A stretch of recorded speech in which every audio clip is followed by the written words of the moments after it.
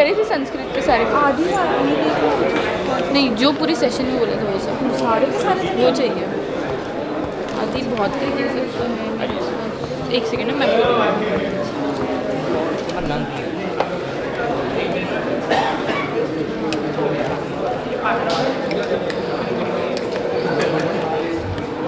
नमस्कार, मैं प्रणत जैन जी से आग्रह करूंगा कि वे मंच पे आएं और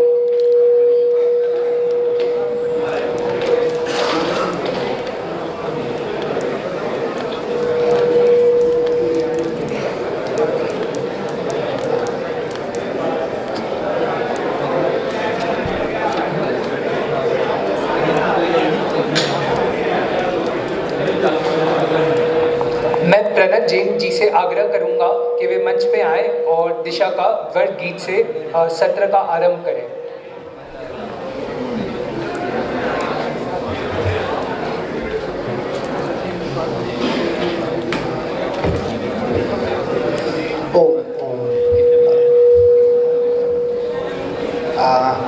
माइक वाले भैया,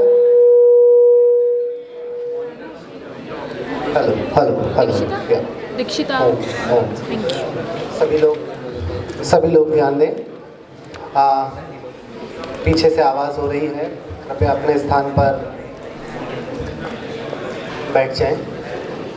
हम वर्ग गीत आरंभ कर रहे हैं। मैं एक पंक्ति गाऊंगा, आप सभी साथ में दोहराएंगे।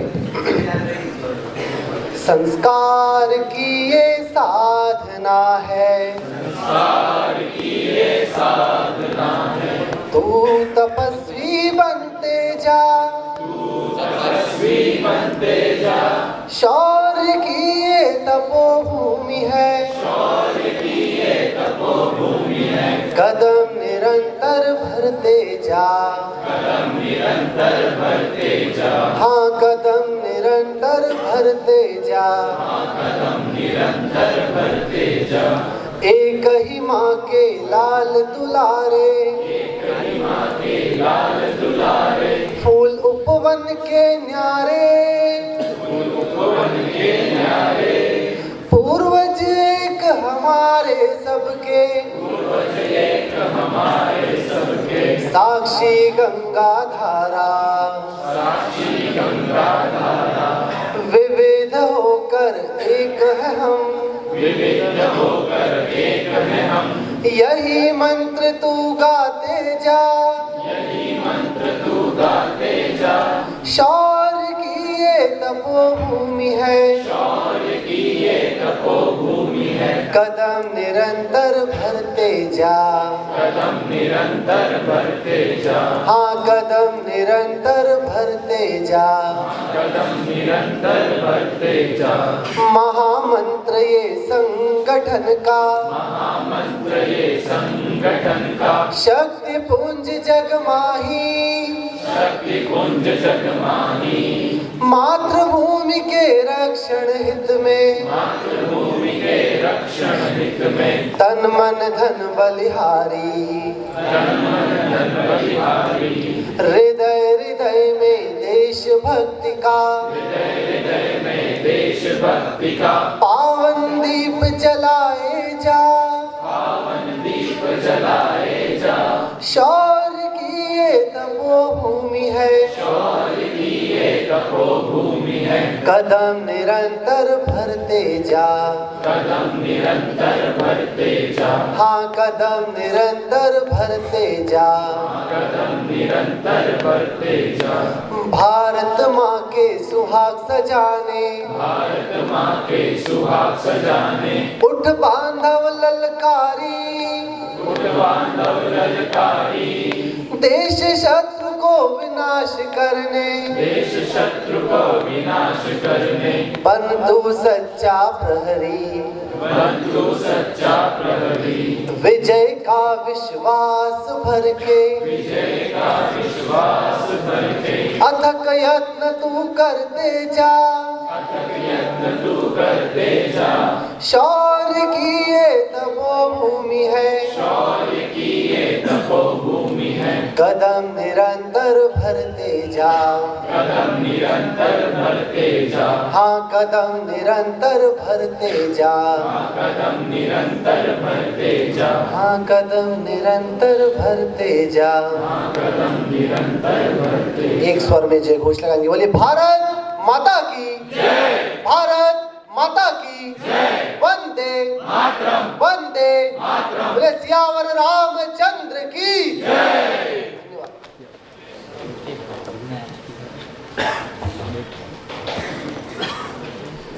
धन्यवाद।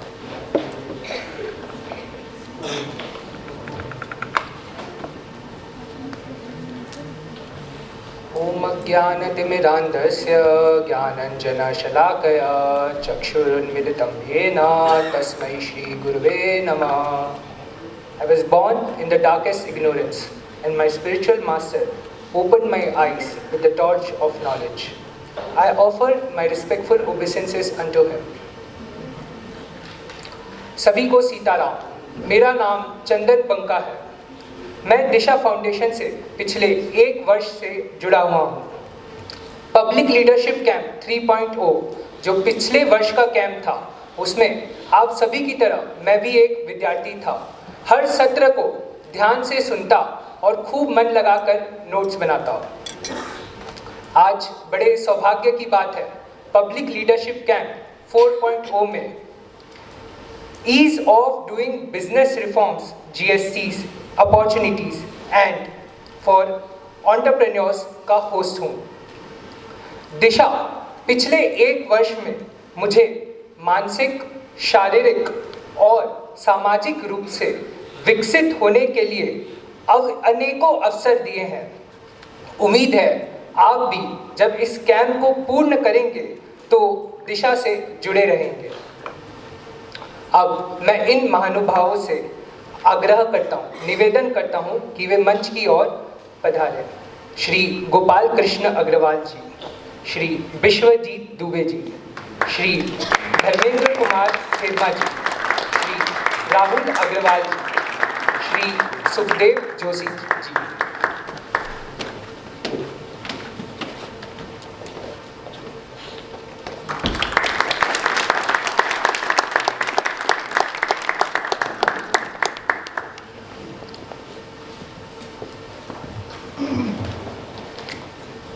Our first speaker is a distinguished professional with extensive experience in his field.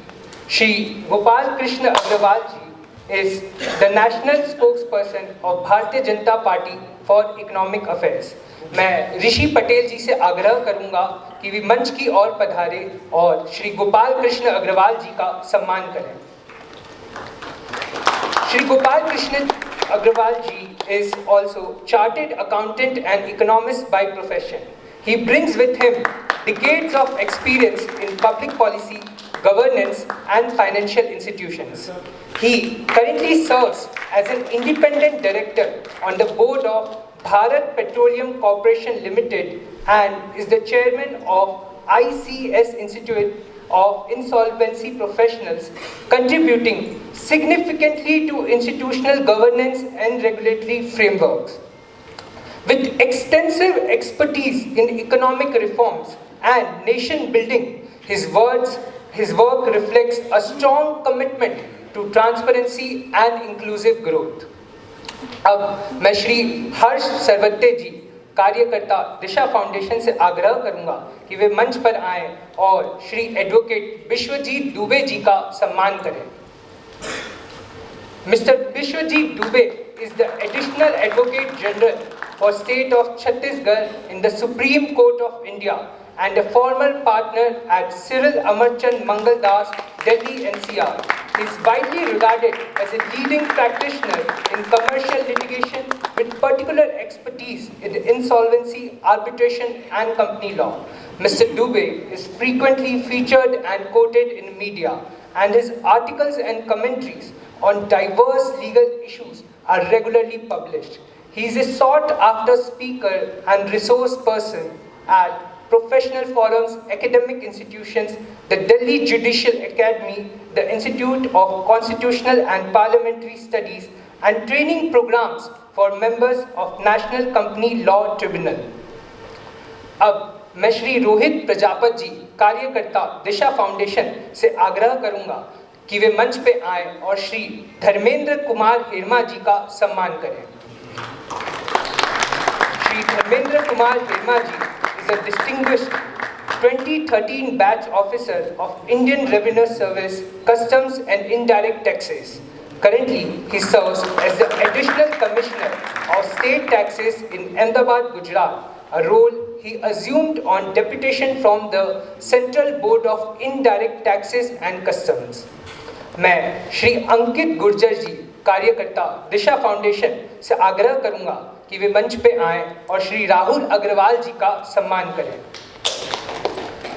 Shri C.A. Rahul Agrawal ji is a seasoned chartered accountant with over 15 years of professional experience, widely recognized for his professional expertise, leadership, qualities and commitment to the accounting profession. He currently serves as the Vice Chairman of CA Association at Surat, where he actively contributes to professional development initiatives and community engagement.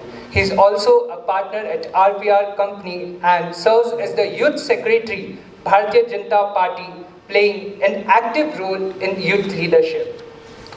मैं श्री दीपेश नेगी जी, कार्यकर्ता दिशा foundation से आग्रह करूंगा कि वे मंच पर आएं और श्री सुखदेव जोशी जी का सम्मान करें। Shri doctor Sukhdev Joshi ji holds a PhD in Electrical Engineering from Sardar Vallabhbhai National Institute of Technology. He is currently working as a faculty trainer at AMNS India. He is engaged in training and capacity building initiatives. He is also a senior and dedicated Karyakarta of our very own Disha Foundation, actively contributing to the vision and activities of the foundation. Now, I would request the moderator to take over the session. Thank you. नमस्कार, मैं सर्वप्रथम तो दिशा foundation को धन्यवाद देना चाहूँगा कि आज उन्होंने मुझे ये अवसर दिया। हमारे बीच जो पैनलिस्ट हैं उन सभी का परिचय आप सभी के समक्ष रख दिया गया है। हम इस सेशन को इस तरह से देखें तो हमारे साथ गोपाल जी जो हैं वो एक पॉलिसी मेकिंग रूलिंग पार्टी की तरफ से हम कह सकते हैं कि वो रिप्रेजेंट कर रहे हैं। विश्वजीत सर जो हैं जुडिशरी को रिप्रेजेंट कर रहे हैं और हिरमा सर जो हैं वो एक तरीके से गवर्नमेंट डिपार्टमेंट को, जीएसटी डिपार्टमेंट को रिप्रेजेंट कर रहे हैं। हम उसी संदर्भ में सवाल भी रखेंगे और एक्सपेक्ट करेंगे कि उसी संदर्भ में जवाब भी आएंगे और क्वेश्चंस भी काफ़ी रोचक हैं और Q&A भी हम रखेंगे। तो हम संक्षिप्त में चाहकर ज़्यादा से ज़्यादा क्वेश्चंस को हम कवर कर सकें, ऐसी हम कोशिश करेंगे। पहला सवाल हम तीनों जो हमारे पैनलिस्ट स्पीकर्स हैं उनसे रखेंगे। गोपाल जी, आपसे शुरू करते हुए हम यहाँ तक आएंगे कि जब हम ईज़ ऑफ डूइंग बिजनेस की हम बात करते हैं तो जनरली कॉर्पोरेट कंपनीज़ को ध्यान में रखकर, ग्लोबलाइजेशन को ध्यान में रखकर हम बातें करते हैं। क्या टायर 2, टायर 3 सिटीज़ की जो छोटे MSMEs हैं उनके रेफरेंस में ईज़ ऑफ डूइंग आपके क्या मायने रखते हैं, आपका क्या कंटेक्स्ट है उसके ऊपर? देखिए, कल पहले तो मैं दिशा फाउंडेशन को बहुत साधुवाद और बधाई भी देना चाहता हूं। मैं कल भी पूरा दिन यहाँ रहा। जिस तरह से कार्यकर्ताओं में ह्यूमिलिटी के साथ कार्य को आगे ले जाने का, और वो उसके लिए उनका भी अभिनंदन। और सबसे महत्वपूर्ण बात है जो यहाँ पे पार्टिसिपेंट्स हैं उनका जिस तरह से स्तर है, जिस तरह से वो विषयों को उठा रहे हैं, वह भी अपने आप में बहुत ही मोटिवेटिंग है और मुझे उनका भी अभिनंदन करना है। दिनेश पटेल जी का भी आभार कि ये इतना अच्छा प्रकल्प चला रहे हैं। राष्ट्रीय महत्व का, जैसे मनसुख मांडविया जी ने भी कल बताया कि यह पूरा जो ऑर्गेनाइजेशन है राष्ट्रीय महत्व का है।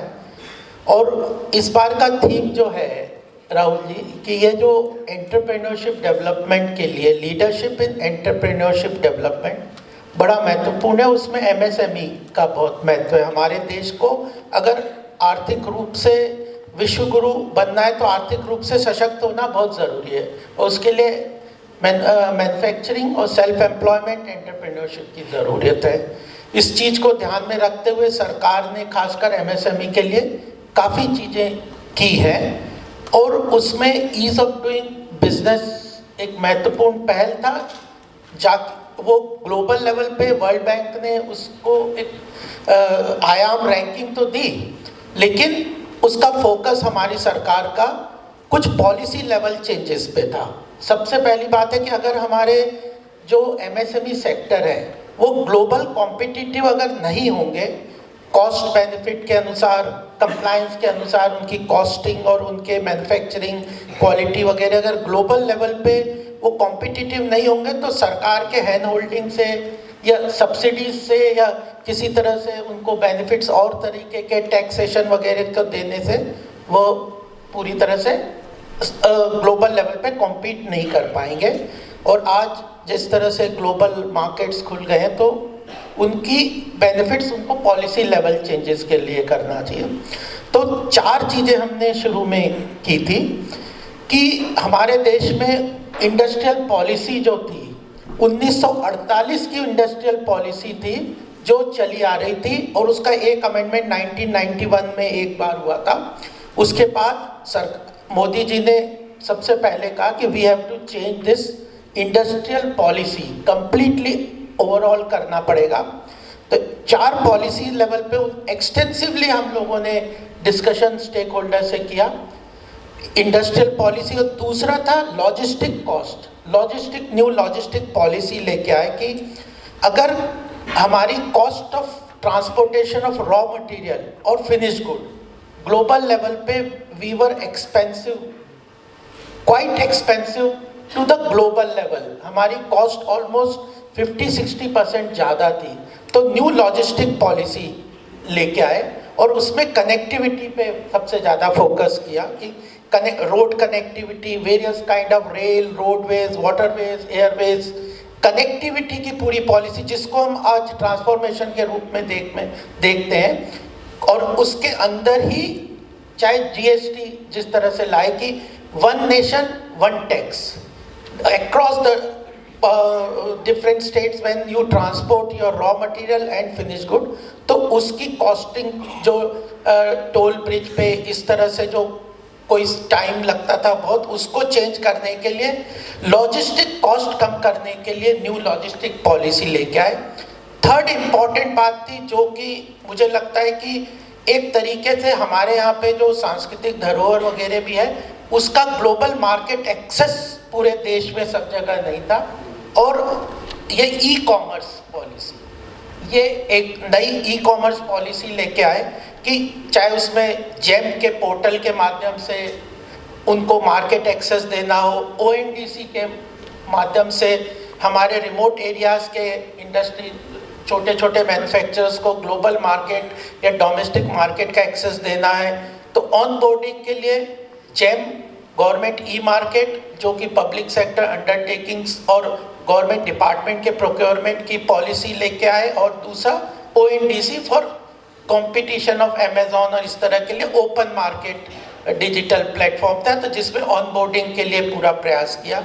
तो ये ई कॉमर्स पॉलिसी, और चौथा था retail trade policy. E commerce और रिटेल ट्रेड पॉलिसी नहीं थी, आप कहीं भी इंटरनेट पे जाके इन दोनों चीज़ों को, तो 4 पॉलिसीज़ पे फोकस किया। तो इन 4 पॉलिसी के माध्यम से मैन्युफैक्चरिंग और ट्रेड बिजनेस सेक्टर को बढ़ावा देने का काम किया। इंडस्ट्रियल पॉलिसी, लॉजिस्टिक पॉलिसी और ई कॉमर्स पॉलिसी और रिटेल ट्रेड पॉलिसी, इनमें पूरा रिफॉर्म किया। दूसरा ये बात था कि हम अगर देश के इतिहास को थोड़ा सा देख लें कि 1991 में बिग रिफॉर्म्स हम कहते हैं, but that was because of compulsion, we were on the verge of complete collapse, हमें दिवालिया घोषित होने वाले थे, तब हमने रिफॉर्म्स कुछ किए थे। उसके बाद अब रिफॉर्म्स, मेजर रिफॉर्म्स, तो उसमें 4 चीज़ें ईज ऑफ डूइंग बिजनेस में बड़े रिफॉर्म्स किए थे। उसमें था एक तो जीएसटी के बारे में सब काफ़ी देखते हैं, उसका अब GST 2 रिफॉर्म भी आया है जिसमें simplification, on boarding, online registration, सारी चीज़ें हैं जिसके कारण स्मॉल बिजनेसेस को बहुत फ़ायदा हुआ है, कॉस्ट भी कम हुआ है। एक समय में GST जब 2016 में लेके आए थे तो ये था कि average cost of indirect tax was 20, आप तो है ही उसमें एक्सपर्ट है, तो उस वक्त रिकमेंडेशन था कि रेवेन्यू न्यूट्रल जो टैक्स है वो 15.5% का था, लेकिन अब घटा के 10% के करीब एवरेज टैक्स कर दिया। तो कंज्यूमर जो डिमांड, क्योंकि इंडस्ट्री में को बढ़ावा देने के लिए कंज्यूमर की डिमांड काफ़ी होनी चाहिए, उसके बगैर आपकी कोई भी मैन्युफैक्चरिंग या कोई प्रोडक्ट सफल नहीं हो सकता। तो उसको बढ़ावा करने के लिए कंज्यूमर की कॉस्ट कम करना है, रजिस्ट्रेशन और उसकी टैक्स पेमेंट, रिफंड, इसमें मेजर रिफॉर्म्स किए हैं जीएसटी के अंदर जो आप बता सकते हैं। और एक तीसरा आईबीसी, इंसॉल्वेंसी बैंक्रप्सी कोड, और एमएसएमई के लिए खासकर इस चीज़ को लेके आए थे कि अगर हमें स्टार्टअप इकोसिस्टम लाना है, हमें ऐसे नए नए बिजनेसेस के लिए रिस्क, क्योंकि बिजनेसेस में रिस्क होता है, तो जेन्युइन रिस्क फेलियर्स भी होते हैं, तो जेन्युइन रिस्क के अंतर्गत एक हेल्दी और ट्रांसपेरेंट एग्जिट रूट मिले, तो इंसॉल्वेंसी बैंक्रप्सी कोड आए, जिससे बैंकों की भी हेल्थ बढ़े, बैंकों के अंदर जो बैड एनपीए इकट्ठे हो गए थे उनको ठीक करने के लिए, तो उसके अंतर्गत भी आईबीसी के अंदर भी रिफॉर्म्स किए गए। तो जीएसटी, आईबीसी और फिर उद्यम के ऑनबोर्डिंग का था, फिर जो सिंगल विंडो का प्रोडक्ट किया, और लास्ट बात मैं बात करके अभी ओपनिंग कमेंट में छोड़ देता हूँ कि हम लोगों ने फोकस किया कॉम्पिटिटिव फेडरलिज्म में, कि स्टेट लेवल पे जैसा ease of doing business national level पे कॉम्पिटिटिवनेस आती है, स्टेट लेवल पे भी कॉम्पिटिटिवनेस ईज ऑफ बिजनेस के कॉन्सेप्ट को लेके आए कि आपको लैंड एक्विजिशन करनी है, जो परमिशंस वेरियस चाहिए, तो इसके लिए different state should compete among themselves, healthy competition हो। इसी के कारण हम स्टेट्स के लेवल पे, गुजरात जिसमें काफ़ी आगे भी आया, जो इन्वेस्टर समिट्स करता है, मैं उत्तर प्रदेश में काम करता हूँ, उत्तर प्रदेश में भी काफ़ी इन्वेस्टर समिट करके, तो healthy competition among the states, तो ईज ऑफ डूइंग बिजनेस का कॉन्सेप्ट नीति आयोग के माध्यम से स्टेट्स के लिए मिला है। तो ये सारे इनिशिएटिव्स हैं जिसके माध्यम से कोशिश है, फोकस है, हमें इकोनॉमिक सुपर पावर बनना है, उसके बगैर हम विश्व गुरु के स्थान पे नहीं जा सकते। और आज विश्व इसलिए हमारी बात सुन रहा है, हमारी तरफ देख रहा है कि वो मान के चलता है कि आने वाले 1-2 दशक में जो इकोनॉमिक एक्टिविटी है वो भारत की तरफ शिफ्ट हो रही है और उसमें वो पार्टिसिपेट करना चाहता है। It is only that the interest of global community in India is because the economic activity is shifting towards India, and that is as a BJP ideology, we consider business community, industrialists as a partner in nation building. हमें कोई मतलब right to center जब हम बात करते हैं तो we have no hesitation that we consider industrialists and business and entrepreneurs as equal partner in nation building.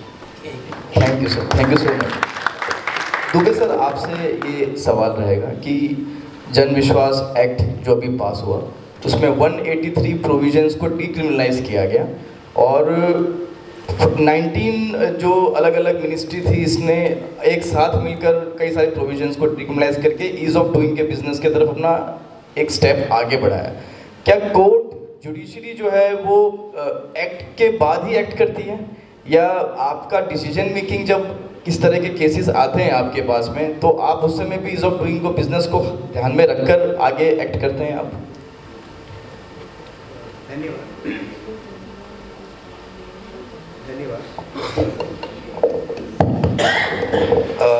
मैं आपके प्रश्न का उत्तर दूं उसके पहले सबसे पहले मैं दिशा फाउंडेशन को धन्यवाद करूंगा कि मुझे इस मंच पे बोलने का मौका दिया गया है। मैं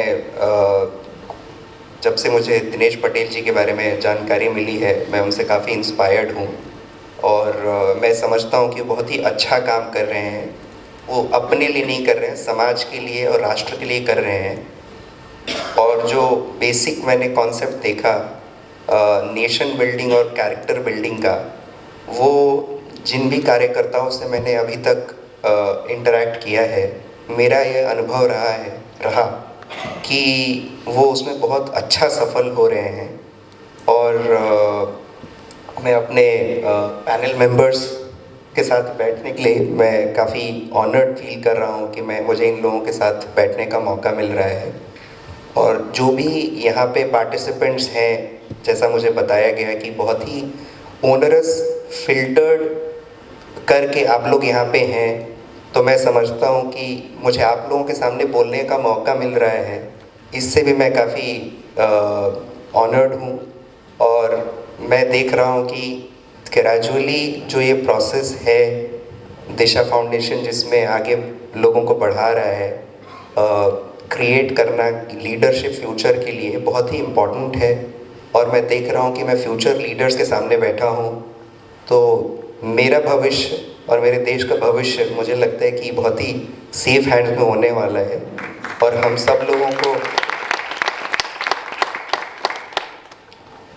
इसका ये मतलब नहीं है कि हम यहाँ से हमने सेशन अटेंड किया, हम लोग कुछ लोगों ने बोला, कुछ लोगों ने सुना और फिर अपने अपने काम में लग गए। मुझे लगता है जो भी हम यहाँ से सीखेंगे, और ऐसा नहीं है कि आप लोग सीख रहे हैं, मैं भी सीख रहा हूँ, हम सब सीख रहे हैं यहाँ पे। और इन जो भी हम सीखेंगे उसको हम अपने जो भी रेस्पेक्टिव प्रोफेशन, बिजनेस, फैमिली, इसको यूज़ करें, तभी हम आगे बढ़ पाएंगे। अदरवाइज़ ये पूरा का पूरा प्रोसेस वैसा सक्सेसफुल नहीं होगा जैसा कि हम सब सोचते हैं। अब मैं आपके प्रश्न का उत्तर देता हूँ। पहली बात तो ये कि जैसा मैं देखता हूँ कि अगर आज के डेट में मैं ओवरऑल सरकार की बात करूँ या पॉलिसीज़ की बात करूँ, तो इसमें पॉलिसीज़ में या लॉ में या रेगुलेशंस में हम लोग काफ़ी अच्छा कर रहे हैं। और ज़्यादा इम्पॉर्टेंट ये है कि बहुत कम समय में बहुत अच्छा कर रहे हैं। जैसे एक चीज़ होती है कि आप कई बार ज़ीरो से स्टार्ट करते हैं तो आपको 100 पे जाने में समय लगेगा। कुछ हद तक मैं ये कहूँगा कि हम लोगों ने हमारे देश में नेगेटिव से स्टार्ट किया, माइनस से स्टार्ट किया है। हमारे देश का जो रेवेन्यू है वो, या जो लॉ मेकिंग है या लॉज थे इंडिपेंडेंस के पहले, वो इस माइंडसेट से थे कि भारतीय लोगों को बिजनेस नहीं करने देना है। इस बात को समझना हमारे लिए बहुत ज़रूरी है, क्योंकि अगर हमारे बिजनेस को मार के यहाँ का पैसा विदेशों में जाए और वहाँ का सामान यहाँ बेचा जाए, ये हिस्टोरिकल हमारा डेफिसिट रहा है। मतलब ये हमें ये नहीं सोचना चाहिए कि बाई चांस हो गया। ये बहुत ही सीरियसली, डीपली सोची समझी एक कोशिश थी जिसमें वो सक्सेसफुल रहे। तो हम लोगों ने नेगेटिव से स्टार्ट किया है। उसके बाद से 91 में, जैसा कि हमें बताया अब कि 91 में मेजर रिफॉर्म आए, बट वो मजबूरी में आए थे। उसके बाद से अगर आप देखें, धीरे धीरे चीज़ें पॉजिटिव डायरेक्शन में जाने लगी और पिछले 10 सालों में लगभग मैं कहूँगा कि बहुत स्पीड पकड़ा है हम लोगों ने, और इस चीज़ को बनाए रखना है। अब हम बात करें कि कोई भी law, regulation, policy, implementers, judiciary, वकील, हम सब एक सिस्टम में चले आ रहे हैं। हम लोगों को नई चीज़ें पकड़ने में, चाहे हम अच्छा लगे या बुरा लगे, नई चीज़ों को पकड़ने में हम सब लोगों को समय चलता है। हमारा माइंडसेट अभी भी 50 साल 75 साल पुराना है। ऐसा नहीं कि हम चेंज नहीं हो रहे, हम चेंज हो रहे हैं। लेकिन सिमिलरली अगर आप जुडिशरी की बात करें या लॉयर्स की बात करें, तो सबसे पहली बात यह है कि जो कोर्ट के सामने मामला आएगा वो यही आएगा कि आपको लॉ को कैसे इन्फोर्स करना है, कैसे इम्प्लीमेंट करना है। तो अगर कानून होगा ही नहीं तो कोर्ट्स के लिए भी ये परेशानी है कि उसको कैसे इम्प्लीमेंट करें। अब ईज़ ऑफ डूइंग बिजनेस का मैं एक जैसे कोर्ट्स कैसे इसको देखती हैं, तो बहुत कॉमनली आप लोगों ने सुना होगा कि अगर किसी ने किसी को पैसे दिए और उसकी रिकवरी करनी है, तो रिकवरी की प्रक्रिया क्या है? रिकवरी की प्रक्रिया ये है कि आप एक सिविल सूट या सिविल दावा कोर्ट में फाइल करेंगे। उसका लंबा चौड़ा प्रोसेस चलेगा, सालों साल लग जाएंगे। उसके बाद आप केस जीत भी सकते हैं, हार भी सकते हैं। लेकिन लोगों ने इसका एक शॉर्टकट निकाला कि हम एक पुलिस कंप्लेंट फाइल कर देते हैं कि इन्होंने मेरे साथ चीटिंग की, हमने ये किया वो किया। तो कई सारे मामले ऐसे आते हैं जो कि प्योर, जिसको हम सिविल और क्रिमिनल में डिफरेंशिएट करने की कोशिश करेंगे। तो अब रिकवरी, पैसे किसी से लेना, ये प्योर सिविल मामला है, क्रिमिनल मामला नहीं है। किसी ने आपको कोई कहानी बताई या बोला कि मुझे बिजनेस करना है, मेरी बेटे की शादी है, जो भी कारण उन्होंने बताया और पैसे लिए आपसे, तो उसकी रिकवरी एक प्योर सिविल मामला है। कोर्ट्स, ज़्यादातर जजेस इसको क्रिमिनल कंप्लेंट्स को, जिसको कहते हैं क्वॉशिंग, कि आप उस एफआईआर को या कंप्लेंट को या चार्जशीट को हाई कोर्ट में क्वॉशिंग के लिए डालते हैं, और कोर्ट्स को लगता है कि अगर ये सिविल मैटर है तो उसको क्वॉश कर देना चाहिए। लेकिन कई बार इसमें भी जजेस फॉल्टर करते हैं, वो उसको कहते हैं कि नहीं इनके साथ चीटिंग हुई है। तो ये बहुत ही ज़्यादा जज सेंट्रिक है कि कई जजेस हैं जो इसको देखते हैं कि नहीं ये हम बेकार में किसी को परेशान कर रहे हैं, और कई जजेस हैं उसको दूसरे तरीके से देखते हैं और उसको क्रिमिनल मैटर को चलने देते हैं। अब बिजनेस में कई बार, जैसे कि इंसॉल्वेंसी की बात की, या कंपनीज एक्ट में बहुत सारे प्रोविजंस हैं कि कई छोटा आपने आपके 2 डायरेक्टर किसी पीरियड में नहीं रहे, किसी की डेथ हो गई, किसी, क्योंकि कई बिजनेस हैं जो फैमिली मेम्बर्स ही रन करते हैं। अब मिनिमम रिक्वायरमेंट है कि 2 डायरेक्टर्स होने चाहिए किसी कंपनी में। अब उस पर किसी वजह से अगर वो नहीं कर पाए 6 महीने तक, क्योंकि वो कई चीज़ों में उलझे रहे या ध्यान नहीं गया, अब क्या किसी को उसके लिए जेल भेजना चाहिए? तो कई सारी चीज़ें हैं जो सरकार ने कि आप इसको पेनल्टी पे शिफ्ट कर दीजिए। उससे क्या है कि आप डर के बिजनेस नहीं करेंगे, आप बिजनेस करेंगे, ठीक है कोई प्रॉब्लम हुई तो हम पेनल्टी दे देंगे। तो एक डीक्रिमिनलाइजेशन जिसको हम कहते हैं कि उस पर अगर आपसे गलती हुई है तो आप उसको कंपाउंड करा सकते हैं कि आपने कुछ पेनल्टी दे दी। जैसे आप लोगों ने घर के बारे में सुना होगा कि आप लोगों ने कुछ अनऑथराइज कंस्ट्रक्शन कर लिया, तो एक है कि आप पूरा घर ही तोड़ दिया जाए, दूसरा तरीका ये है कि आप उसको कुछ पेनल्टी दे के उसको ऑथराइज करवा लीजिए। तो इस तरह की कई सारी चीज़ें जो की हैं सरकार ने। अब अगर वो कानून है तो ज़्यादातर जजेस ठीक इम्प्लीमेंट करते हैं, बट हमारी परेशानी ये होती है कि उसमें समय इतना निकल जाता है कि आज अगर कुछ मामला कोर्ट के सामने आया जो आइडली 5 दिन में होना चाहिए, जैसे इंसॉल्वेंसी की बात की अभी सर ने, तो उसमें आईबीसी एक्ट में लिखा हुआ है कि कोई भी मामला अगर एनसीएलटी में आया तो 14 दिन में उसका एडमिशन होना चाहिए। 14 दिन एक्ट में लिखा हुआ है आईओसी कोड में, बट उसमें साल लग जाते हैं। मतलब एवरेज आप मान के चलिए कि 6 महीने से 14 महीने, 14 दिन की बात भूल जाइए। तो अगर इम्प्लीमेंट करने वाले ठीक से नहीं करें तो एक परेशानी का विषय है। तो मैं ये कहूँगा कि जो जजेस को भी थोड़ा हम लोगों को माइंडसेट चेंज करने की ज़रूरत है कि आपको भी बिजनेस फ्रेंडली सोचना चाहिए, ना कि कानून को एनफोर्स करना। क्योंकि एक बात यह है कि जब जुडिशियल सिस्टम है वो जस्टिस डिलीवरी के लिए, न्याय के लिए, न्यायपालिका है। वो ये नहीं कि जो लिखा हुआ है उसको आप एक तरह से इधर उधर इंटरप्रेट करते रहें। आपको ये देखना है कि जस्टिस किस में हो रहा है। अगर आप उसमें फेल करते तो फिर इनजस्टिस हो रहा है। मतलब ये पेपर पे जो लिखा है कई बार एनफोर्स करना वो जस्टिस नहीं होता है। जस्टिस होता है कि आपके हिसाब से क्या सही हो। Thank you sir. मेरा नेक्स्ट सवाल जो है वो हरमा सर से रहेगा। जीएसटी एक्ट जब इम्प्लीमेंट हुआ तब good and simple tax, 1 nation 1 tax के हिसाब से वो इम्प्लीमेंट किया गया पूरे देश में। लेकिन टायर 2 और टायर 3 सिटीज़ के जो एमएसएमईज़ हैं वहाँ तक एक्ट आते आते थोड़ा जटिल हो गया, और कहीं ना कहीं एक छोटे व्यापारी के ऊपर एक कॉम्प्लाइंस कॉस्ट का भी एक बर्डन जो है, ईयरली कॉम्प्लाइंस कॉस्ट का बर्डन भी थोड़ा सा इंक्रीज़ हुआ। और कुछ प्रोविजंस ऐसे हैं जिसमें उन्हें लगता है कहीं ना कहीं जो अरेस्ट या स्ट्रिक्ट पेनल्टीज़ का भी प्रोविज़न जिसमें है, जो कि एक छोटी चूक के कारण भी वो चीज़ एक्ट को वहाँ पे इम्प्लीकेट कर सकती है। आपका सर क्या कहना है कि जिस फॉर्म और जिस इंटेंशन से जीएसटी एक्ट लाया गया था, क्या वो धरातल पे छोटे शहरों में वो उस धरातल पे उसी तरीके से पहुँचा है?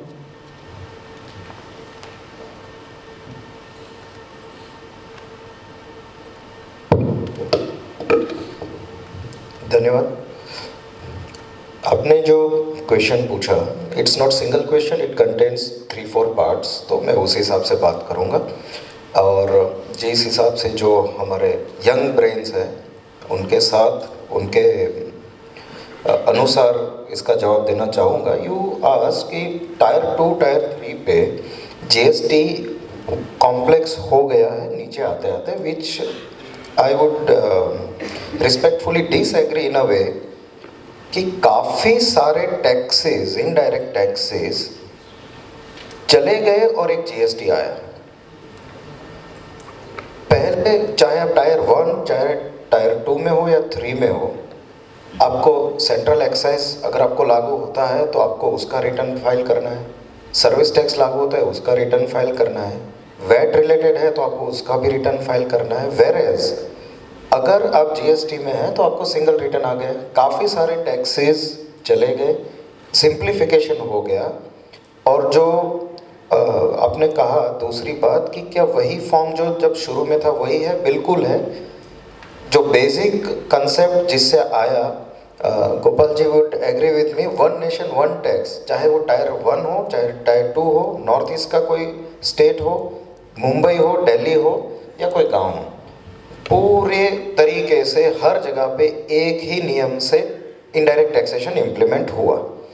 जो सरलीकरण हुआ है, अब आप कह रहे हैं कि जो उसमें आपने कहा कि जो छोटे व्यापारी हैं उनको कंप्लायंस कॉस्ट बढ़ा, तो अब जिस हिसाब से ये सारे टैक्सेस चले गए, अब उनको एक ही तरीके से उसका रिटर्न फाइल करना है चाहे आप कहीं पे भी हो, तो वो काफ़ी सिंप्लीफाई हुआ है। इनफैक्ट पहले इतने कॉम्प्लेक्सेस थे, आप अगर एक राज्य से दूसरे राज्य में अपना माल बेच रहे हैं, यहाँ से दिल्ली जा रहा है, यहाँ पे इस सूरत से मुंबई भेजने वाले काफ़ी है, तो आप एक क्रॉस कितने स्टेट क्रॉस करते हैं, तो हर एक जगह पे चेक पोस्ट, बॉर्डर्स, सर को पता है कि पहले माल पहुंचाने में ही नोज कि जैसे यहाँ से आपको चेन्नई भेजना है माल, तो हर एक स्टेट से गुजरते गुजरते काफ़ी दिन लग जाते थे। कम वो जो कॉस्ट थी और आज का आप गिने, it is so much simplified, it is so much easy and it is so much transparent कि आप कहीं पे भी जाए, कोई भी स्टेट से आप गुजरे, एक ही लॉ है, एक ही रूल,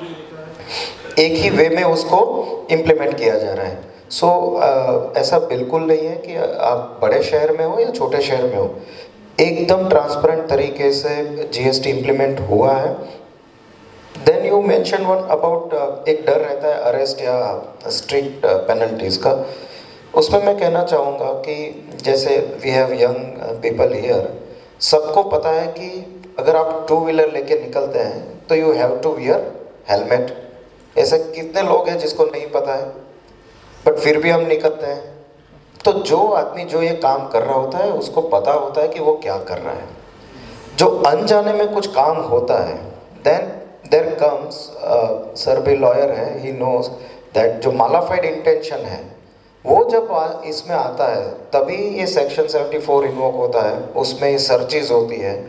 और जब 5 करोड़ से ऊपर जाती है चीज़ें, मतलब जब उसमें जो टैक्स इन्वॉल्व है विच इज़ वेरी हाई, तभी वो अरेस्ट वाली बात, और वो and it is very much exception.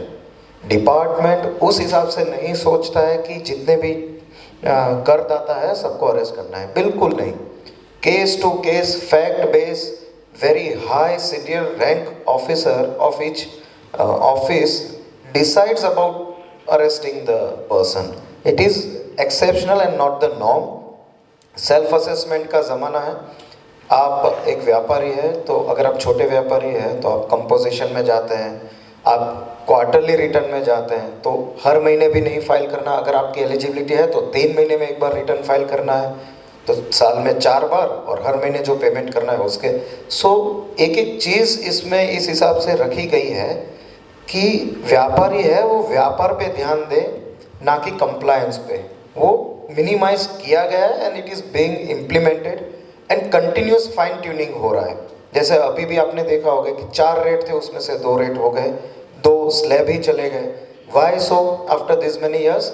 So that जिस हिसाब से जा रहा है रेवेन्यू को भी लॉस ना हो। सर ने जैसे कहा 15% से अभी 10-11 के आसपास वो आ गया है, रेवेन्यू न्यूट्रल रेट हो गया, मतलब सरकार को बिना खर्च हुए कम रेट पे भी उतना ही आवक हो रही है। सो उस हिसाब से जीएसटी जिस हिसाब से शुरू में जो विचार से लाया गया था, फाइन ट्यूनिंग के साथ आज 8 साल बाद बहुत ही अच्छे मुकाम पे पहुंचा है। और आप रेवेन्यू देखेंगे, हर महीने आप देखेंगे 2.25 लाख करोड़ की जो सरकार को आवक हो रही है, वो just because of proper compliance and ease हो गई, फाइल करना, रिटर्न फाइल करना, टैक्स भरना, उसकी वजह से हुई है। Thank you sir for such a great clarity.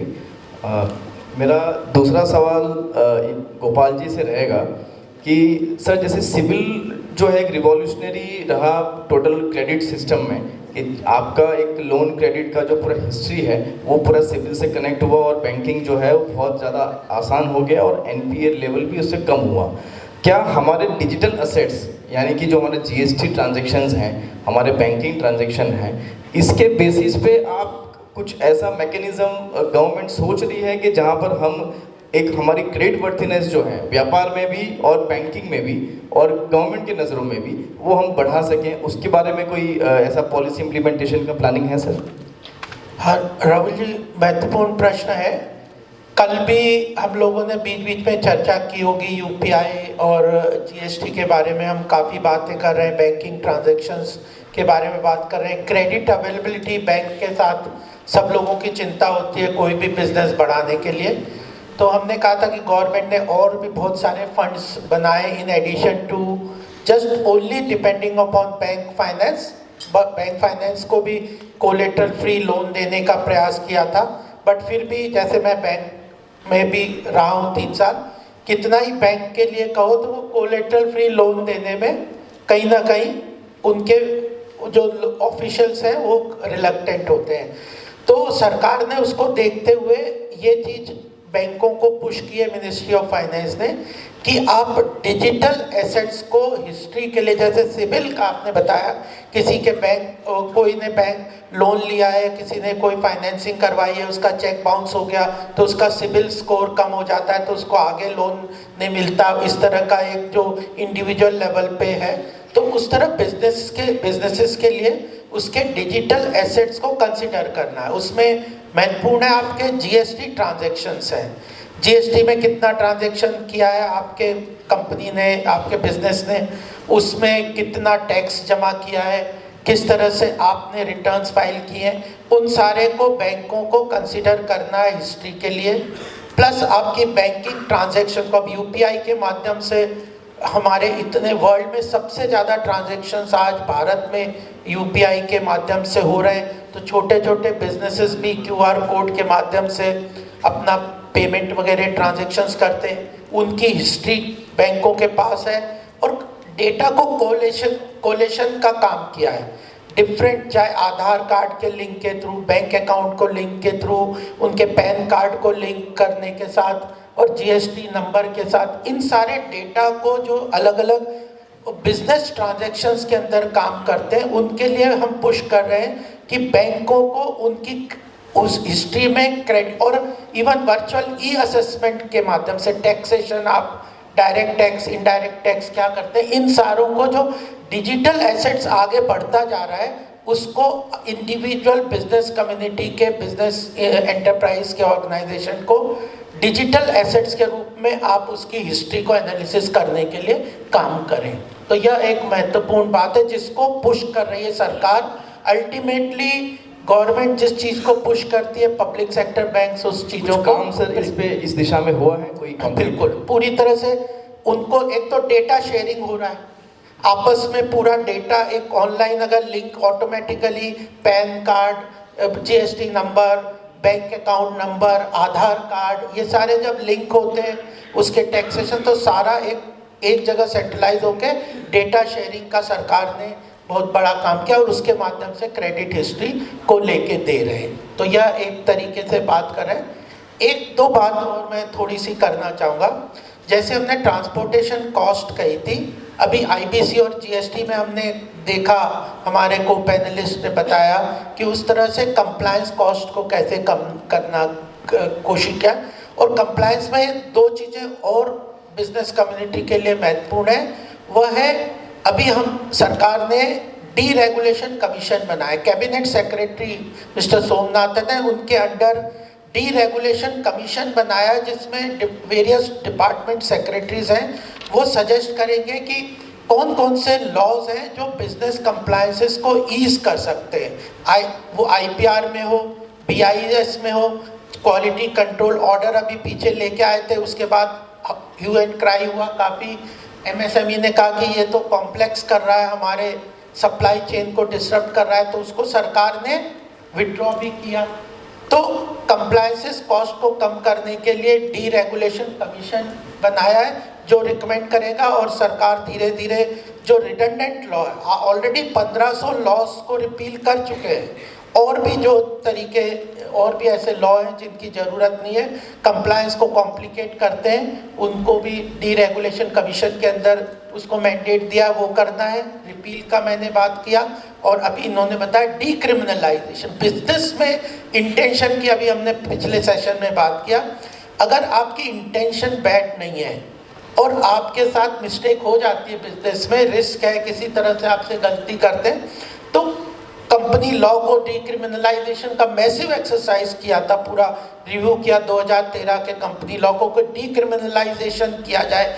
Plea bargaining का कॉन्सेप्ट भी लेके आए कि अगर आपसे कोई मिस्टेक हो गई है तो you can compromise with the department. ये यूएस का कॉन्सेप्ट है लॉ का, तो प्ली बार्गेनिंग को भी अब इस बार ये जो नया न्याय संहिता लेके आए उसमें प्ली बार्गेनिंग को ऑफिशियली एक्सेप्ट कर लिया। तो कॉम्प्लायंसेस कॉस्ट को आईपीआर, बीआईएस और करप्शन एक महत्वपूर्ण कंप्लायंसेस के लिए, बिजनेस के लिए प्रॉब्लम होता था, तो उसके लिए ये ऑनलाइन चीज़ें करनी, क्योंकि जितना सब्जेक्टिव गवर्नमेंट डिपार्टमेंट के लोग इन्वॉल्व होंगे सब्जेक्टिवली, उतना उनके पास ज़्यादा पावर होगा, और वो करप्शन एक बड़ा प्रॉब्लम हो सकता है बिजनेस कम्युनिटी के लिए।